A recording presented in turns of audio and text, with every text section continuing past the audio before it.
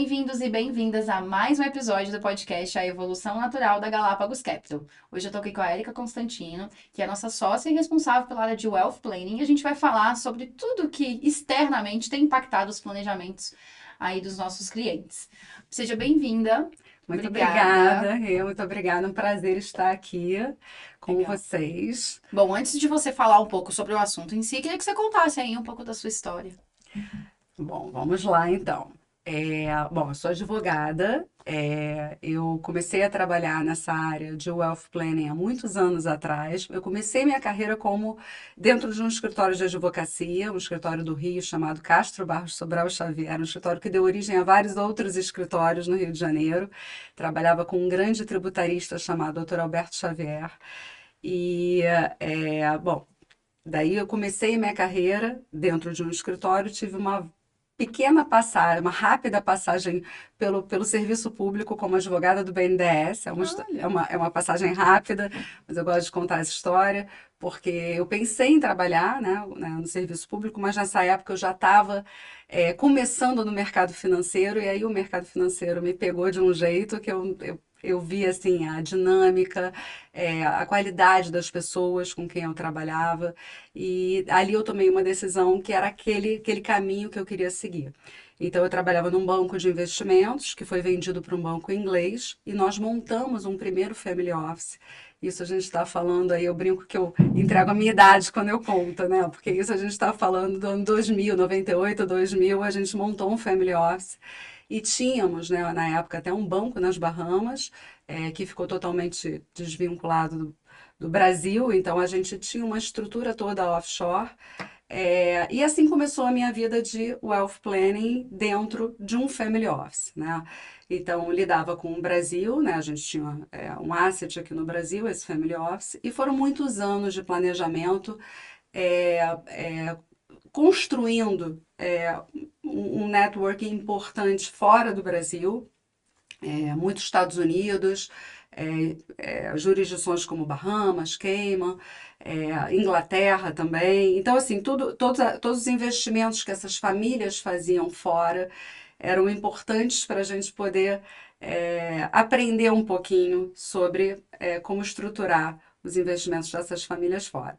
Bom, chegou um momento em que eu ajudei algumas dessas famílias a fazer uma mudança de domicílio fiscal do Brasil. Então, esse foi um outro capítulo importante da minha carreira. E, enfim, comecei a querer procurar novos desafios. Montei um outro family office com alguns sócios no Rio de Janeiro, que se chamava Mandato. E foi, enfim, um caso de sucesso aí. Durante 5 anos, tivemos esse family office funcionando e atendendo a mais de 100 famílias. E foi quando tivemos O casamento com a Galápagos. a grande proposta, né, que foi assim, irrecusável. A gente já estava naquele momento entendendo que a gente precisava ir para uma estrutura maior, né, eu e alguns sócios desse family office. E assim, a Galápagos foi um casamento perfeito, porque a Galápagos não tinha uma estrutura de family office naquele momento. E não tinha ninguém fazendo wealth planning. Uhum. Então, foi uma oportunidade enorme da gente vir para Galápagos, né, esse grupo que montou esse family office, e desenvolver dentro da Galápagos toda essa expertise de planejamento. E aí, Uniu enfim, forças e unimos estamos aí. forças, tivemos uma felicidade muito grande das culturas serem muito parecidas e da gente poder, assim, ter uma carta branca para implementar o wealth planning, eu particularmente, o wealth planning do jeito que eu entendo ser a melhor forma de implementar o wealth planning. Então, assim, estou super, super feliz de estar, já tenho agora um tempinho aqui à frente do wealth planning na Galápagos. Legal, bom, você viu então muitas mudanças aí tributárias ao longo dos anos, tanto Muitas. lá fora quanto aqui. Então É, vamos para as perguntas agora, tá né? bom. Em um cenário aqui que onde o Brasil passa por grandes mudanças tributárias, que você viu isso ao longo de toda a sua carreira, muitos investidores e famílias de alta renda têm se perguntado como proteger e otimizar, né, o seu patrimônio. E aí o planejamento patrimonial ou wealth planning, né, surge como uma ferramenta essencial nesse processo. Queria que você trouxesse primeiro o que é o wealth planning de fato, que eu acho que a gente precisa aterrissar esse conceito, e também por que ele se torna ainda mais importante diante dessas transformações que a gente vive no Brasil sempre. Sempre. Não, essa pergunta, assim, é excelente, porque muita gente fala wealth planning, o que que é o wealth planning, né? Ou planejamento patrimonial. Muito importante a gente explicar o que que a gente faz dentro dessa área de wealth planning. Então, assim, o wealth planning é você ter um planejamento, um olhar estratégico, tá? Sobre os ativos, sobre a família, o indivíduo ou a sua família, né? Visando não só preservar, como otimizar e proteger esses ativos ao longo das gerações. Tá? Então, assim, resumindo, você busca conhecer bem as famílias, entender as suas estruturas, e daí você busca otimizar e proteger os ativos dessa família ao longo das próximas gerações. É, a gente desenvolveu aqui uma forma de trabalhar em que a gente tem um olhar para as famílias sobre três aspectos diferentes na hora que a gente vai fazer o wealth planning. Então, o primeiro aspecto é o planejamento fiscal, tá? O segundo é o planejamento sucessório e o terceiro é a governança corporativa. A gente sempre olha por essa ótica quando a gente conhece uma família, né, e as suas estruturas pela primeira vez. Então, eu vou falar um pouquinho de como é que a gente faz cada um deles, né? Bom, planejamento fiscal, a gente mora no Brasil. O Brasil, eu sempre brinco, é um país animado, né? A gente, você veio me perguntar de reforma tributária, né? Tem uma série de coisas acontecendo, inclusive legislação importante que não é especificamente da reforma tributária, mas que impacta, né, as famílias. Então, a gente tem que navegar esse mundo das mudanças, tá? Das mudanças do Brasil. E a gente tem que entender também, muitas vezes, a parte offshore, né? Porque dependendo da família e de como ela está organizada, existem mudanças fora que também impactam as nossas famílias. Então, assim, quando eu falo de planejamento fiscal, o que eu digo é o seguinte: não adianta nada você ter uma carteira de investimentos super lucrativa, um resultado maravilhoso, se você tem uma estrutura errada que vai te gerar uma carga fiscal totalmente elevada e desnecessária. Então, assim, é muito importante que as suas estruturas estejam adequadas e eficientes. Planejamento fiscal é isso, é você fazer esse diagnóstico e ajudar a família a se organizar bem, tá? Segundo pilar, né? A segunda ótica pela qual a gente olha a família, planejamento sucessório. E aí, planejamento sucessório, é, eu sempre brinco quando a gente conhece a família a primeira vez e a gente conversa sobre o planejamento sucessório, que é um assunto que é Delicado, né? Porque vai delicado. falar de morte. E ninguém quer falar sobre isso. Tem um certo tabu, né? Uhum. E o brasileiro não tem a cultura do planejamento, de conversar sobre o planejamento sucessório. Mesmo as grandes famílias, Érica? Mesmo as grandes famílias, surpreendentemente, algumas grandes famílias têm dificuldade de abordar. Eu acho que isso vem melhorando, eu acho que isso vem mudando, tá? Eu acho que a gente passou aí por um período, né, de Covid, que fez as Isso. pessoas pensarem que é necessário sim falar sobre isso. Mas normalmente quando eu converso com a família pela primeira vez sobre planejamento sucessório, famílias que ainda não fizeram esse dever de casa, eu gosto sempre de dar o exemplo do americano.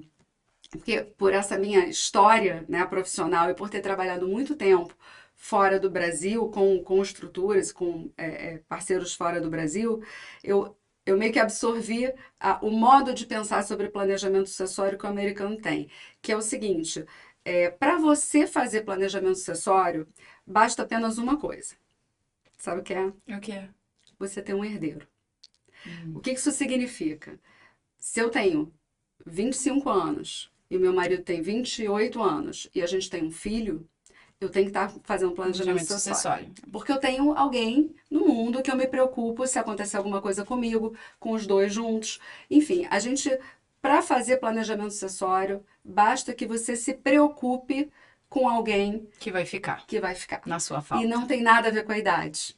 Uhum. Então, assim, É que as pessoas já buscam quando estão, né, mais velhinhas, né? Vamos dizer assim. e assim, a gente também gosta de colocar que a falta de um bom planejamento sucessório, ela pode gerar muitas vezes numa família é, desunião, Atritos ela desnecessários, né? pode gerar prejuízos financeiros graves, assim, às vezes você realmente compromete essa passagem, né, do patrimônio de uma geração para outra por falta de um bom planejamento.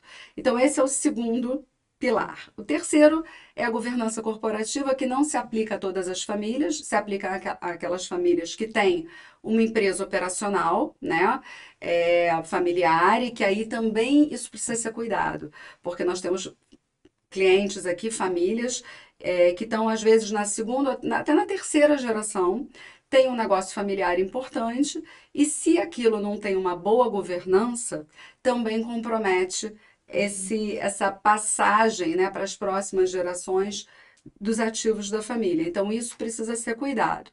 Então, assim, o Wealth Plan, eu me estendi um pouquinho aqui, mas eu acho que seria isso. É a gente pegar as famílias e, e analisar sobre essa ótica. Aí você pergunta como a reforma tributária. Nem perguntei da reforma É, tributária em si, mas assim, essa questão de todas essas as transformações e mudanças transformações. tributárias, o quanto que o wealth planning é importante, né, para isso. Eu, Mas acho que tá eu claro. diria que é essencial, né? É Exato. super importante. Vamos falar então um pouquinho da reforma tributária, né? E ela tem o objetivo de simplificar o sistema tributário nacional. Então, ela traz uma série de mudanças, tá? É, a gente teve uma emenda constitucional, a 132, a gente tem dois projetos de lei importantes, o 68 e o 108, que foram aprovados na Câmara e que agora foram para o Senado. Então, a gente tem ali um conjunto de regras novas, tá? E algumas que podem impactar de fato, de No forma planejamento. significativa no planejamento, Uhum. né? Eu diria que talvez a mais importante seriam as mudanças que dizem respeito ao ITCMD. O ITCMD é o imposto de transmissão, né? Que causa mortes inter vivos, né? Então ela é sobre herança e doação. E ali a gente tem agora ainda algumas incertezas, né, sobre o que tem vários assuntos que estão sendo discutidos hoje com relação ao ITCMD. Mas o que eu posso dizer é que a gente precisa acompanhar muito de perto, né? E existem, obviamente, existe muita conversa em relação a esse assunto, que fala sobre ser ou não ser interessante fazer antecipação dessa, por exemplo, de doação Doação de em vida. ativos e Uhum. vida, né? Então, esse é um assunto que normalmente é uma pergunta que normalmente a gente escuta dos nossos clientes. E a minha resposta é sempre a seguinte: depende.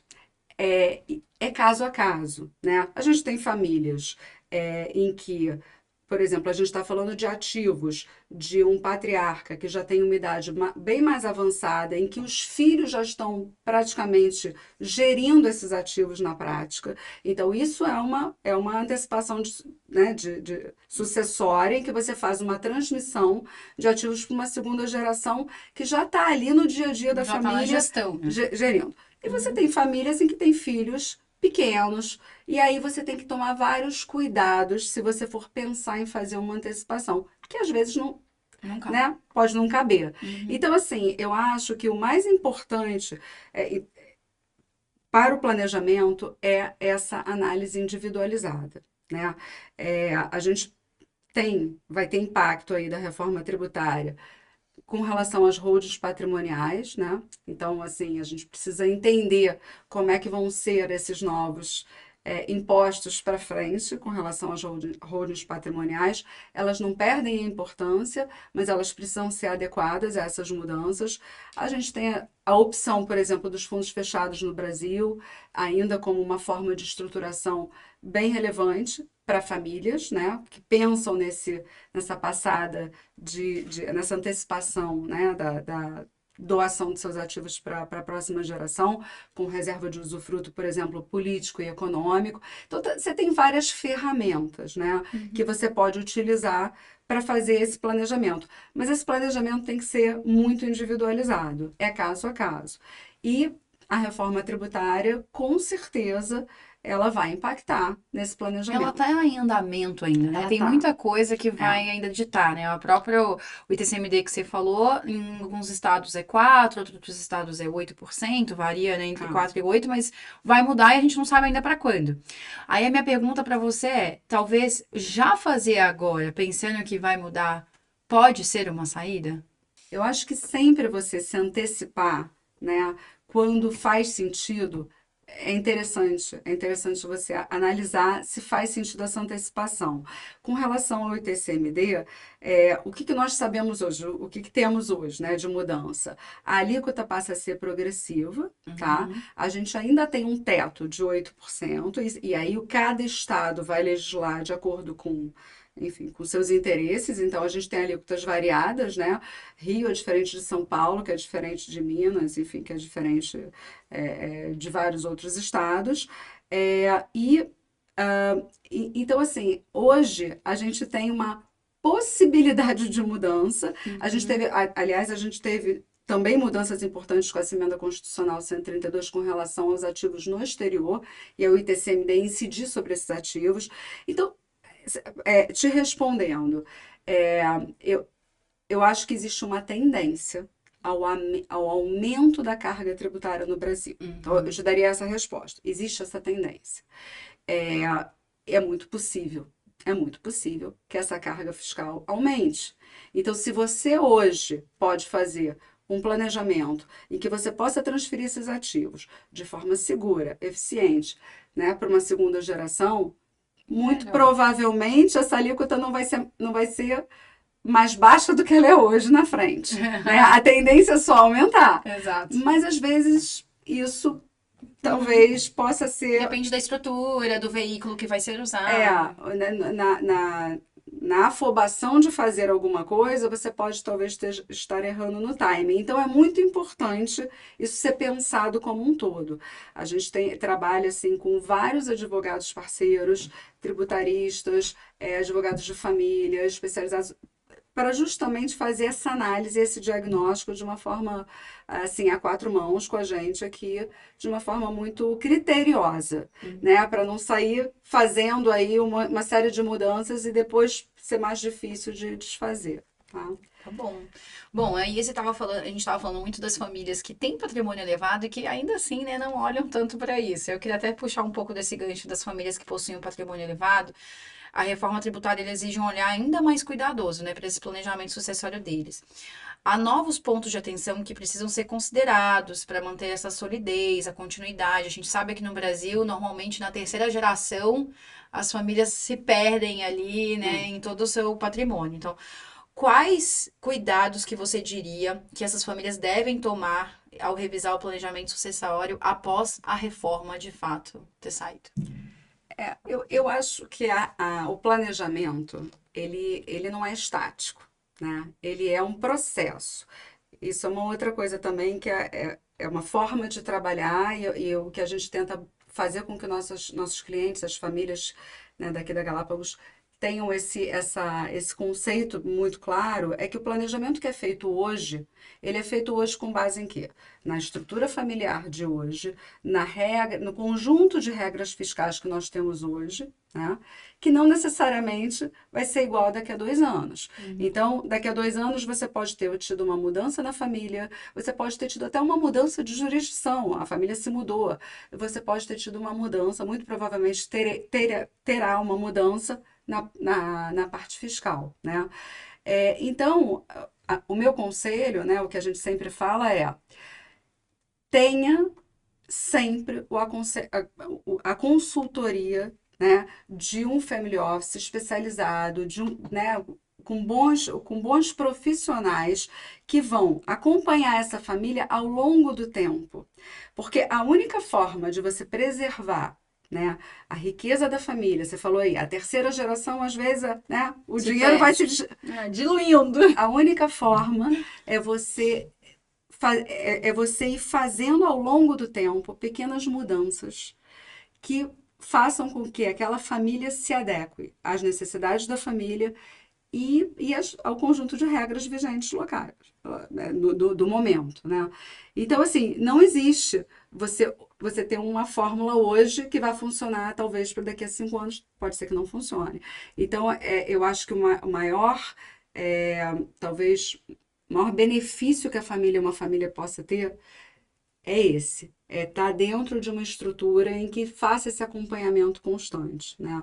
Em que ajude a família a navegar essas mudanças, e ajude a família a também endereçar as suas próprias necessidades. Sim. Porque os filhos se casam, a gente nem entrou aqui, mas a gente tem a questão de regime de bens, De né? separação, que Tem pode uma ser um série. próximo aí no podcast. Olha, o assunto é vasto, né? A gente sempre brinca assim, que é como se fosse assim um tabuleiro de várias pecinhas e que você mexe numa, altera a outra. Variáveis. E mexe. Então, eu acho que talvez o maior conselho, O maior maior- cuidado é ter é esse esse. acompanhamento. É esse. Não, não tem assim uma resposta, olha, se você fizer isso, não.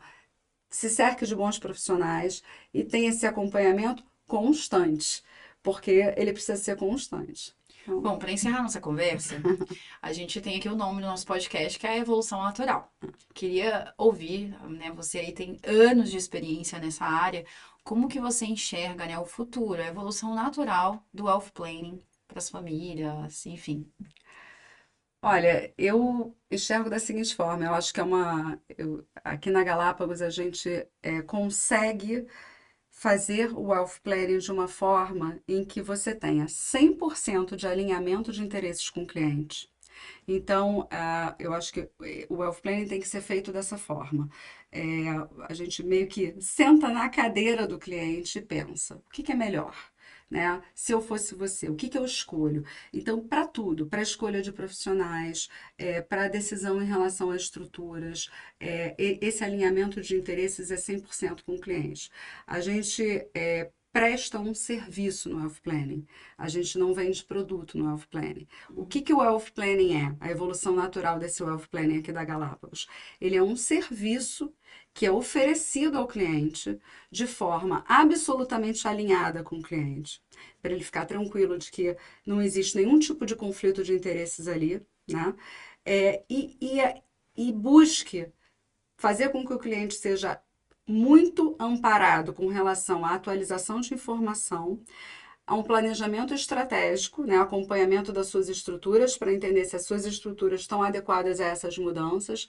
Então, a evolução natural para mim do planejamento é ele ser feito dessa forma. E só por fim, que ele seja feito começo, meio e fim. Porque muitos planejamentos, eles são informados ao cliente, né? Eu acho que você deve seguir por esse caminho. E quando a gente está falando de um cliente de family office, a gente não só acha que ele deve seguir por esse caminho, a gente tem que acompanhar toda a mudança que ele precisa fazer e implementar nesse caminho. Então, a gente só fica tranquilo quando a gente realmente entendeu e acompanhou a execução desse processo todo. Então, eu acho que é um diferencial você ter esse serviço. E, para mim, essa é a evolução natural do Wealth Planning. E até, assim, encerrando, tudo que você falou me veio muito na cabeça com esse olhar muito próprio, né? Com esse foco no cliente, na família dele e no negócio dele, né? É exatamente isso. Foco no cliente, na família e no No negócio. negócio. Bom, obrigada, Érica. Obrigada a você, foi um prazer estar aqui e contar um pouquinho mais, né, do Vamos que. falar mais, porque tem muito assunto ainda pra gente abordar dentro de Wealth Planning. Obrigada mais uma vez. Obrigada a você. Obrigada por você ter assistido a gente até aqui. Eu te encontro no YouTube e no Spotify. Até lá!